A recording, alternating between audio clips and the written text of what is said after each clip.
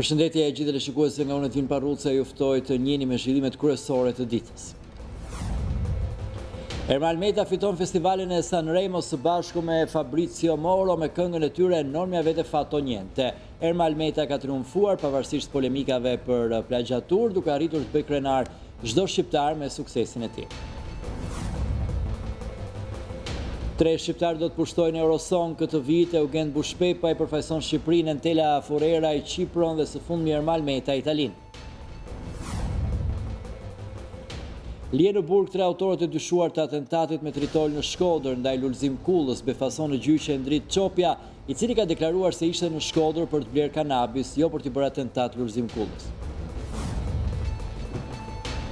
Presidenca dhe Partia Demokratike e japin alarmin lidhur me paktin detar me Greqinë, duke deklaruar se po shkelet kushtetuta. Burime nga presidenca thonë se nuk u është marrë mendimi për këtë çështje, ndërkohë deputeti i Partisë Demokratike Erd Bylykbashi akuzon Ramën se po bllokon gjykatën kushtetuese për të shitur detin. Reforma në drejtësi, përpjekja për dialog me opozitën, lufta kundër narkotikëve dhe korrupsionit është asi në nënmendje e qeverisë për integrimin. Këshilli i Ministrave ka dorëzuar në kuvend raportin me ecurinë e procesit të integrimit, të siguruar nga News24.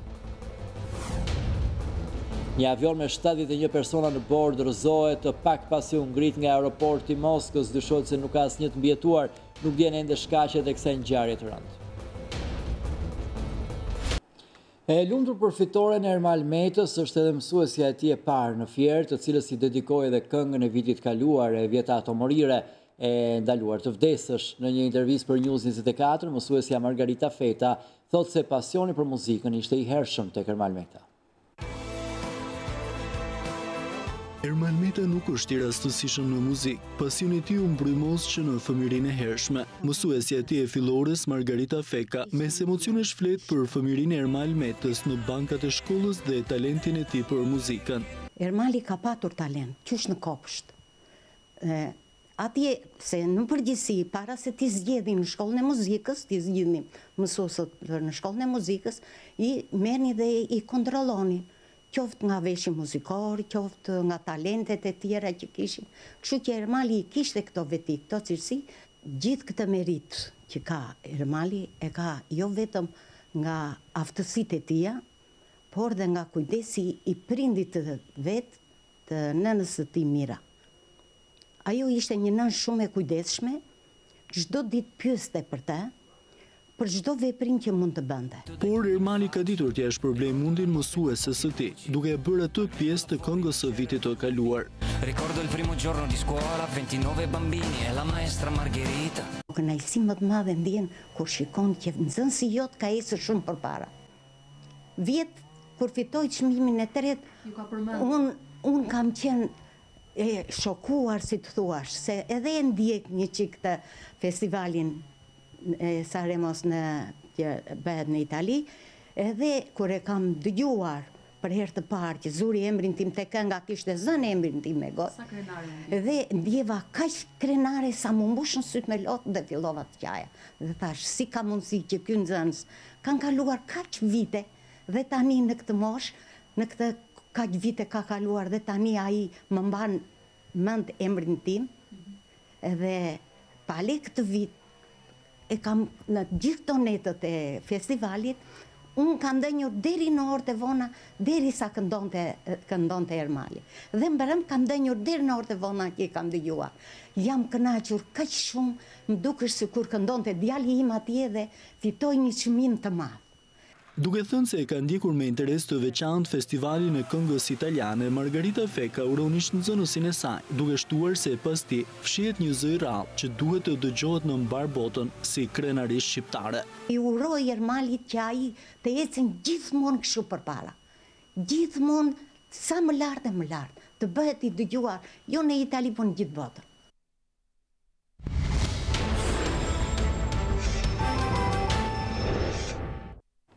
Presidenca dhe Partia Demokratike japin alarmin lidhur me paktin detar me Greqinë, duke deklaruar se po shkelet kushtetuta.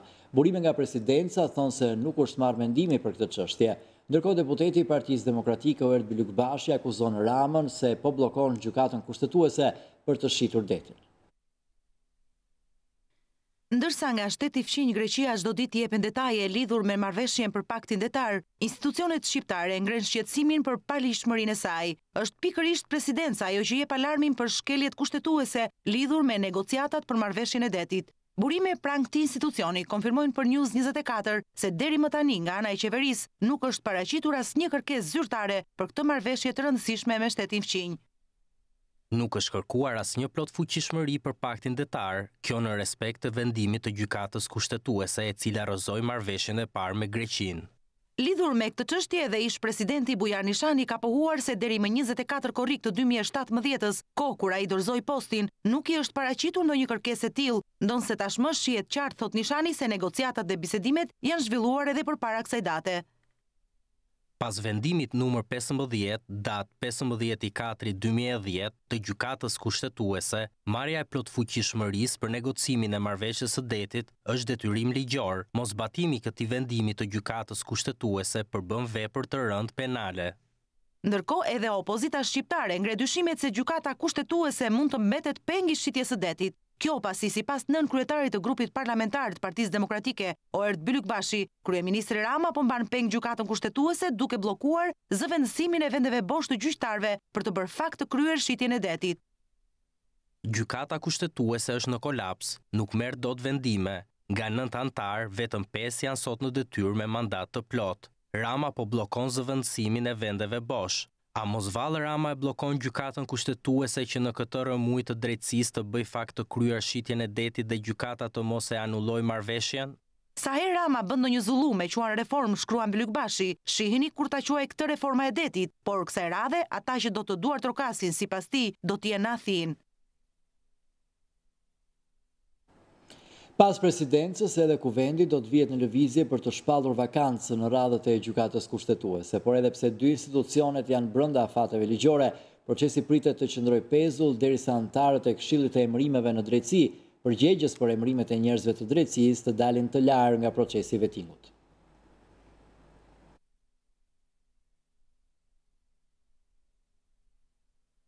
Gjykata kushtetuese ka në funksion vetëm 2/3 e antarëve të saj. Dorëheqja e parakohshme e Besnik Imerajt dhe përfundimi i mandatit të Sokol Berberit pritet të sjellin dy emra të rinj brenda 22 shkurtit, kohë kur është dhe afati për të dorëzuar dokumentacionin e nevojshëm pas shpalljes së vakancës nga presidenti i Republikës. Antari i tretë pritet të vijë nga thirrja publike që kuvendi do të çelë në fillim jave. Aplikimet e kandidatëve të shoqëruara me dokumente që vërtetojnë përmbushjen e kushteve dhe kritereve të përcaktuara, thuhet në ligj, paraqiten pranë presidentit të Republikës, i cili ja dërgon ato Këshillit të Emërimeve në Drejtësi. Kryetari i Këshillit të Emërimeve në Drejtësi brenda 5 ditëve nga dita e publikimit të listës së kandidatëve, thret mbledhjen e Këshillit, që shqyrton plotësimin e kushteve dhe kritereve ligjore nga kandidatët për gjyqtar të gjykatës kushtetuese. Dilema qëndron në faktin nëse kandidatët për antar të kushtetueses do të kalojnë apo jo më parë testin e pastërtisë së figurës, pasurisë dhe profesionalizmit, pra vettingun. Reforma në drejtësi, përpjekja për dialog me opozitën, lufta kundër narkotikëve dhe korrupsionit është asin në mëngje qeverisë për integrimin. Këshilli i Ministrave ka dorëzuar në kuvend raportin me ecurinë e procesit të integrimit, të siguruar nga News24.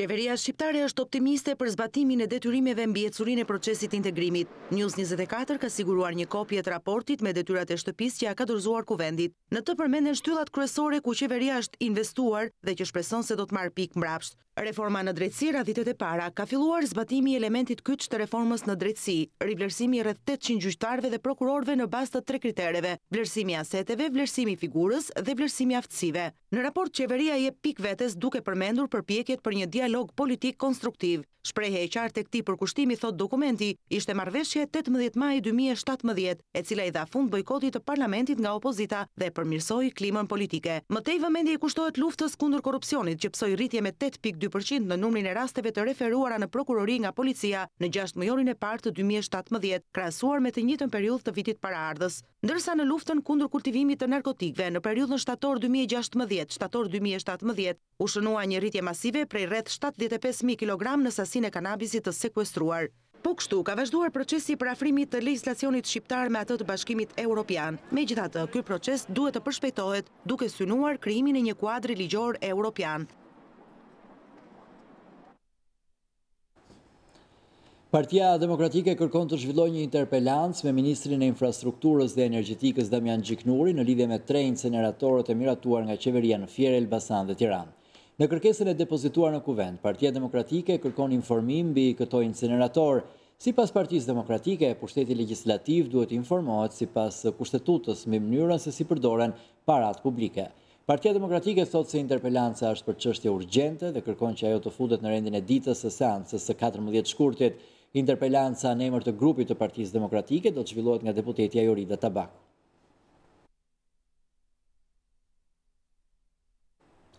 Kreu i Departamentit të Mjedisit në Partinë Demokratike Jamarbër Maltezi ka akuzuar kryeministrin Edi Rama dhe ministrin Blendi Klosi se bën show me anullimin e hidrocentraleve në kanionin e Osumit. Sipas Maltezit, Rama dhe Klosi kishin ndjeni mbi mënyrën se si u dhan lejet mjedisore. Maltezi tha se ata që dhan lejet mjedisore kanë marrë detyra më të larta.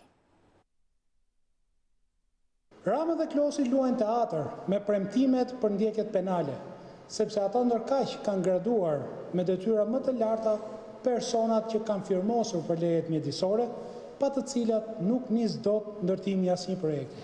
Zyrtari që ka miratuar lejen mjedisore për Osumin, ish drejtori i lejeve mjedisore, tani është graduar nga Blendi Klosi si drejtori i turizmit në Ministrinë e Mjedisit dhe Turizmit ku punon edhe zoti Klosi. Me zonat e mbrojtura po ndodh edhe një skandal tjetër i madh.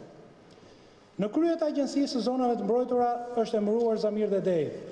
Deri para pak vitesh ai ishte drejtor i një shoqate mjedisore quajtur Inka. Sot buxheti i agjencisë së tij të zonave të mbrojtura për investime, monitorime, trajnime, mbi 330 milion lek i janë kaluar shoqatës mjedisore të drejtorit Dedej. Në këtë vend, peshku i madh po peshkon peshkatarët, se licencat për peshkim i kontrollon vetë kryepeshku. Komisioneri për migrimin dhe punët e brendshme Dimitris Avramopoulos viziton nesër Tiranën. Agenda e zyrtarit evropian do të jetë ngjeshur në takime me kryeministrin Edi Rama, ministrin e jashtëm Detmir Bushati, ministrin e brendshëm Fatmir Xhafaj e të tjerë. Në takimin me Xhafën pritet të nënshkruhet një marrëveshje mes Policisë së Shtetit dhe Frontex, Agjencia e Bashkimit Evropian që mbikëqyr kufit toksor dhe detar të zonës Schengen. Marrëveshja parashikon kontrolle dhe operacione të përbashkëta mes dy policive, ku policia shqiptare do të mbështetet nga Frontex me trajnime dhe logjistik. Pas në nënshkrimit të marrëveshjes, pritet të ketë një konferencë të përbashkët shtypi nga Avramopoulos dhe Xhafaj. Përpara mbritjes së Avramopoulos në Tiranë, ministri i brendshëm Xhafaj u takua me ambasadoren e Bashkimit Evropian Romana Vlahutin, ku diskutua edhe për arrestimet e fundit të policisë në kuadër të operacionit Forca e Ligjit.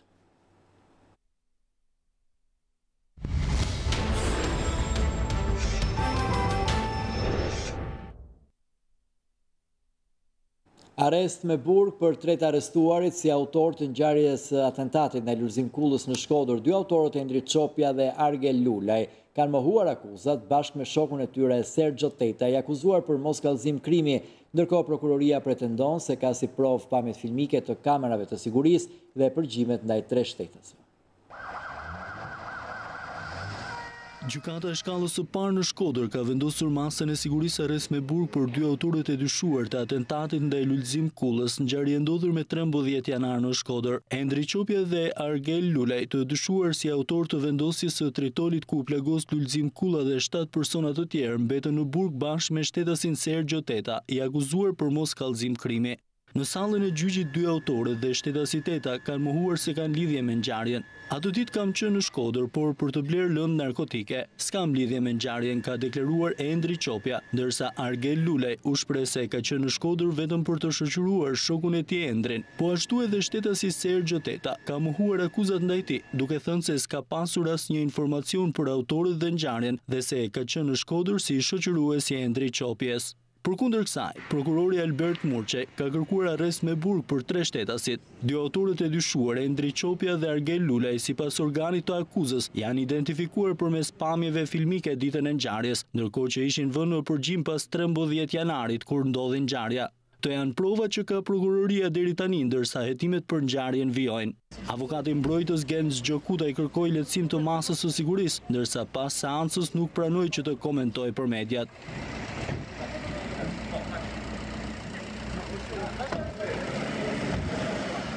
Me 13 janar, shtetasi Lulzim Kulla mbeti i plagosur në një atentat, pasi në makinën e tij e parkuar në lagjen rus të qytetit të Shkodrës ishte vendosur sasia prej 500 gram lëndë plasës e llojit tritol. Si pasojë e këtij atentati, veç biznesmenit u plagosën dhe 7 shtetas të tjerë. Pas hetimeve të deritanishme, policia dhe prokuroria ka arritur të arrestojë 3 shtetasit, 2 prej të cilëve të dyshuar si autor të vendosjes së tritolit.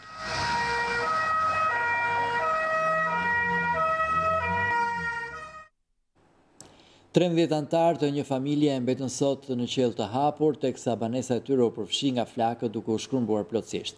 Ngjarja ndodhi në fshatin Lis të Bashkisë së Matit, ndërsa shkak për flakët mendohet këtë qenë një shkëndijë elektrike.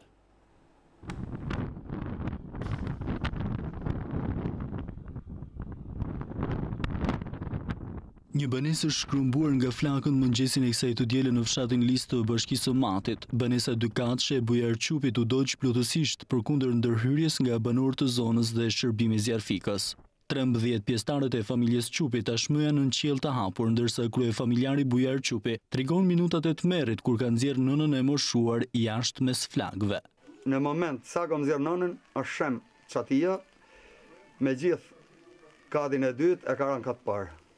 Zjarri ka shkrumbuar çdo gjë, për fat të mirë nuk ka patur lëndime në njerëz. Grupi hetimor dhe specialistët e emergjencave civile në Bashkinë e Matit mboritën në vendin e ngjarjes për të dokumentuar shkaqet. Paraprakisht dyshohet se ka qenë një shkëndijë elektrike që përhapi flakët, duke lënë 13 pjesëtar të familjes Qupi në qiell të hapur.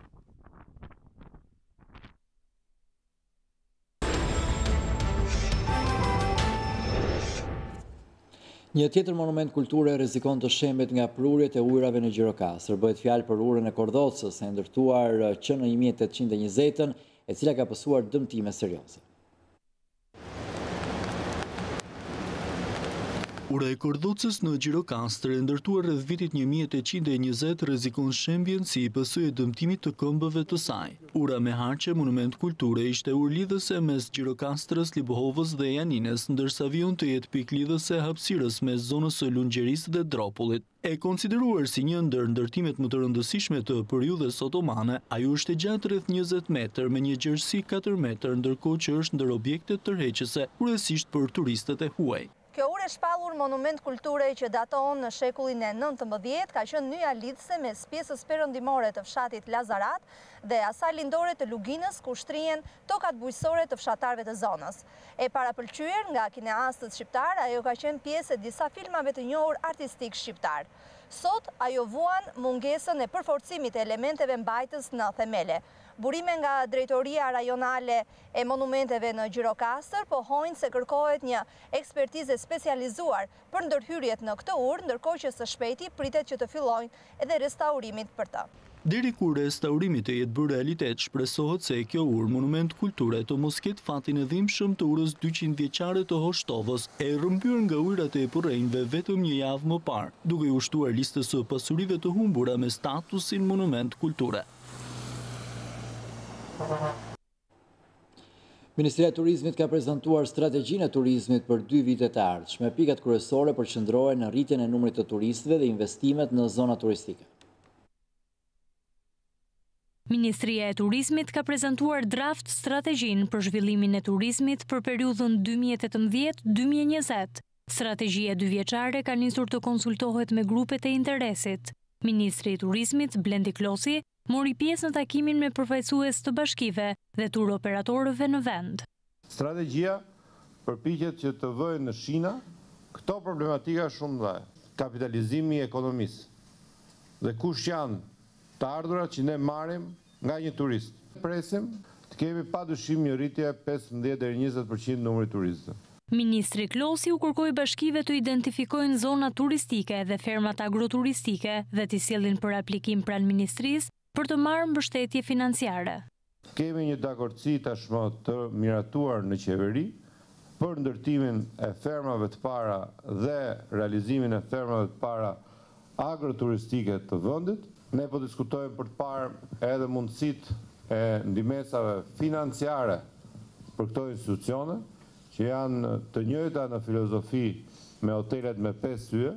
Ministri Klosi shtoi se investimet do të përfshinë edhe sinjalistikën turistike, ndërsa pritet që këtë vit turizmi të pësojë një rritje në masën 15 deri 20% krahasuar me një vit më parë.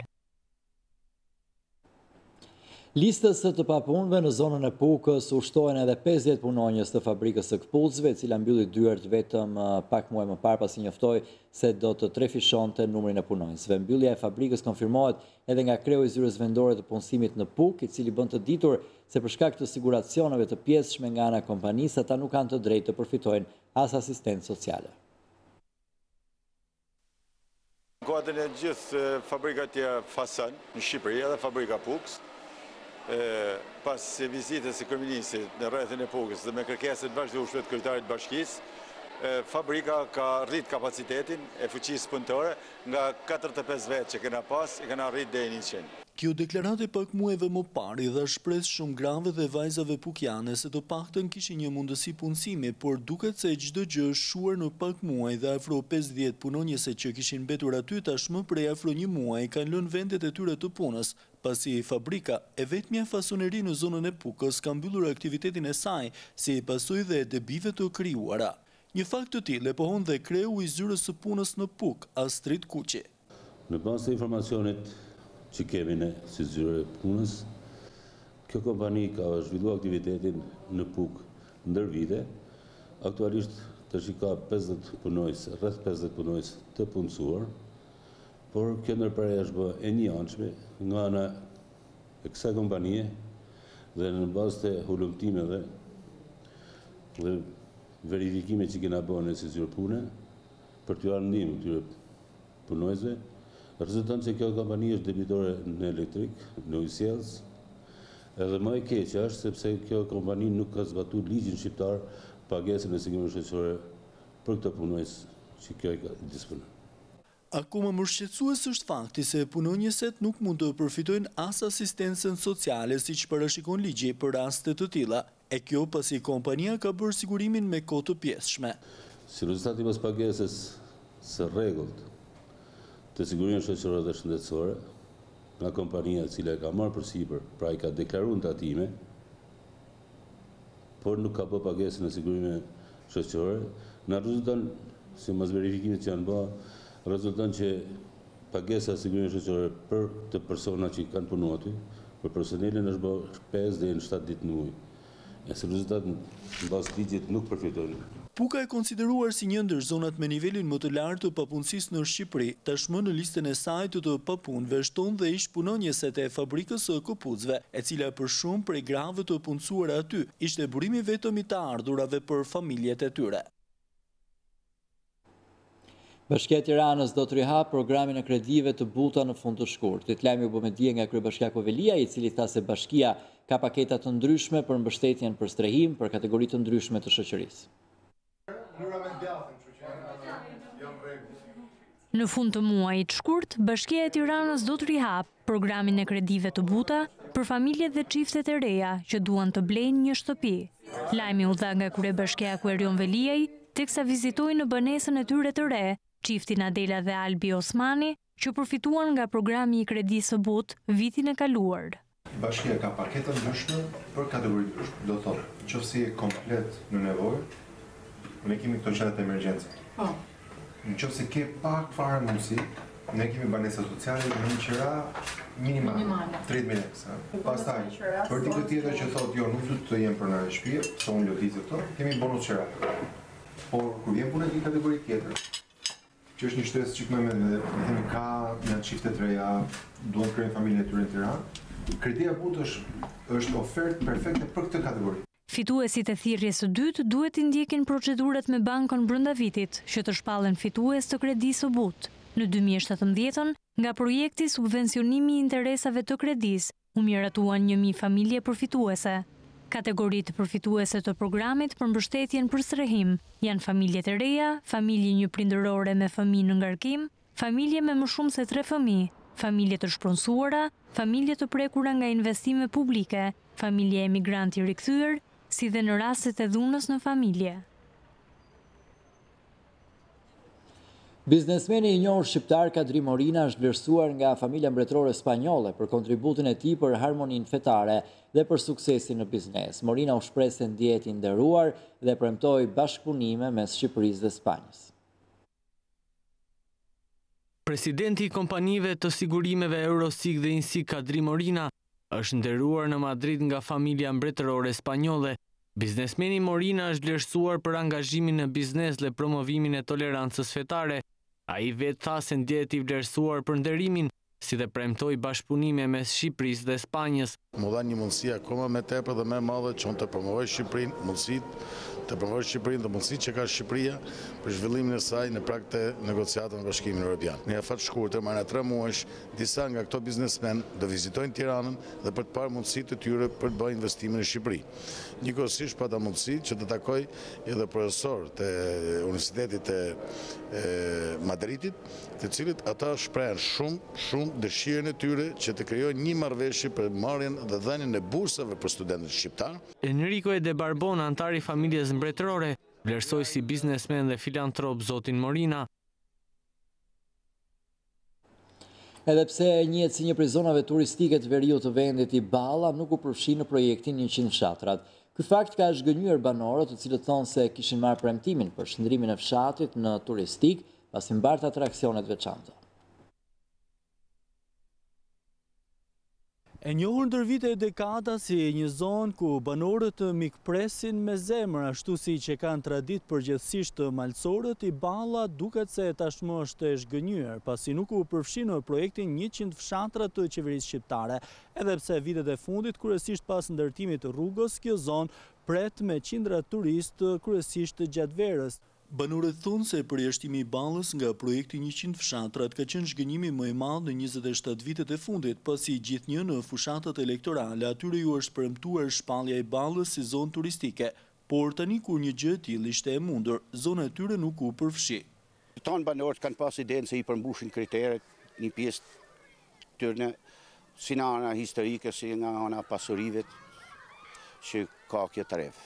Për fat mirë, para pak vitesh erdhi dhe rruga e shtruar me asfalt, rruga e mirë, rruga e komunikueshme për pjesën ndërmuese të muajve të vitit, dhe pritet për një integrim në kuadrin e projektit të fshatrave turistike. Të zhgënjur janë, të zhgënjur krejtësisht. Është një fshat me resurse tepër të shmueshme, një fshat i bukur nga planar, nga bujësia, nga pyjet, nga gjitha. Një fshat si pret turista, pret njerëz, ka butinje si mund t'i përfshin gjitha, me rezervar, me licen, bujësia me mbi 350 hektar tokë si janë në ujë si mund t'i përfshin sot.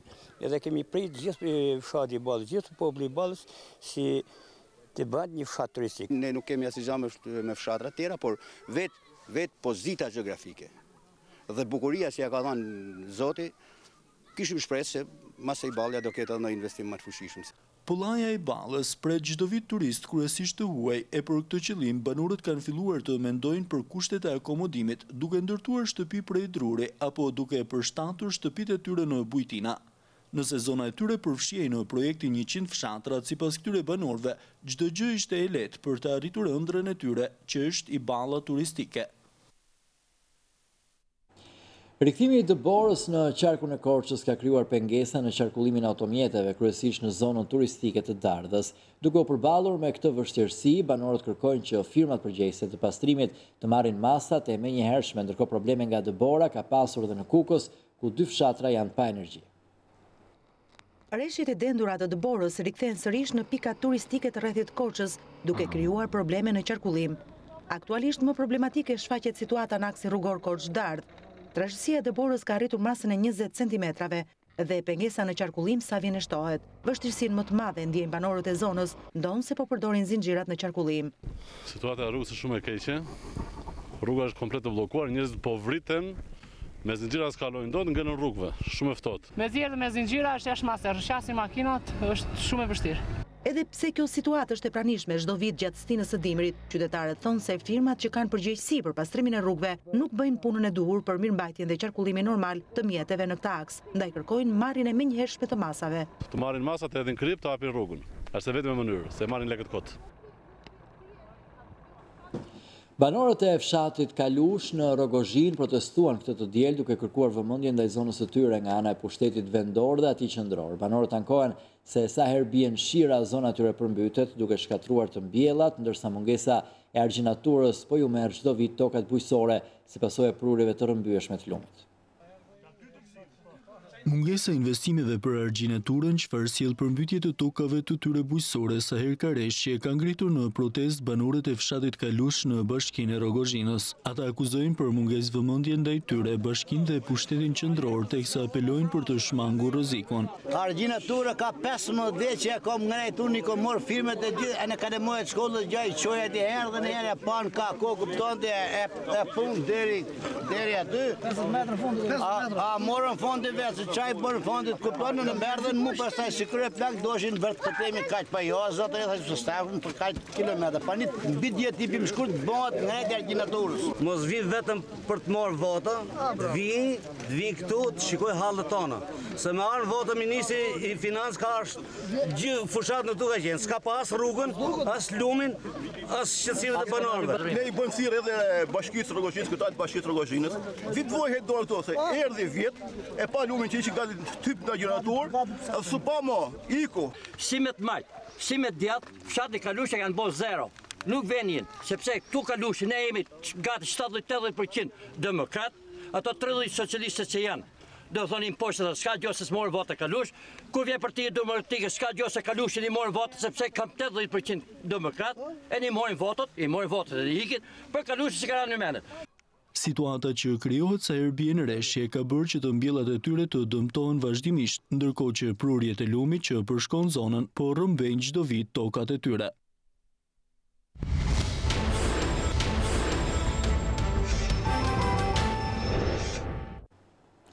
Sindikata e pavarur e artistëve ka reaguar lidhur me projektligjin dhe zhvendosjen e teatrit kombëtar. Ata deklarojnë se projektligji nuk është bërë transparent dhe nuk mund të bëhet lëvizja e trupës së teatrit të operas në teatrin kombëtar.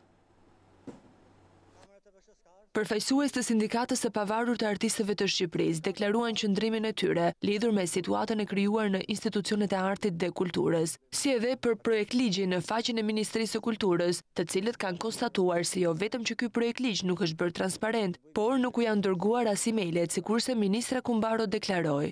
Për fat keq, ky bashkëpunim nuk ka ndodhur me ministrinë, përfshi këtu edhe rastin konkret të projektligjit, ku me keqardhje kemi konstatuar se nuk janë lajmëruar as pak grupet e interesit, ku sindikata pavarur artistëve të Shqipërisë duhet të kishte vendin kryesor në fazën e artimit apo të ngritjes së grupeve të punës.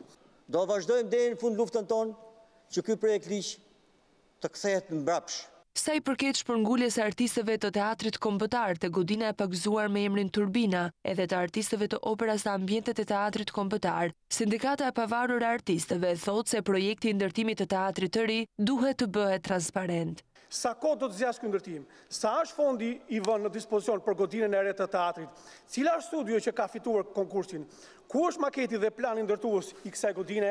Sindikata e pavarur e artistëve refuzon në mënyrë kategorike lëvizjen e trupës artistike të teatrit e operës dhe baletit në ambientet e teatrit kombëtar. Institucionet e artit dhe të kulturës nuk mund të ndryshojnë destinacionet e mjediseve të tyre për të cilat ato janë krijuar. Pra, veti bëjnë ligjet dhe veti që bëjnë.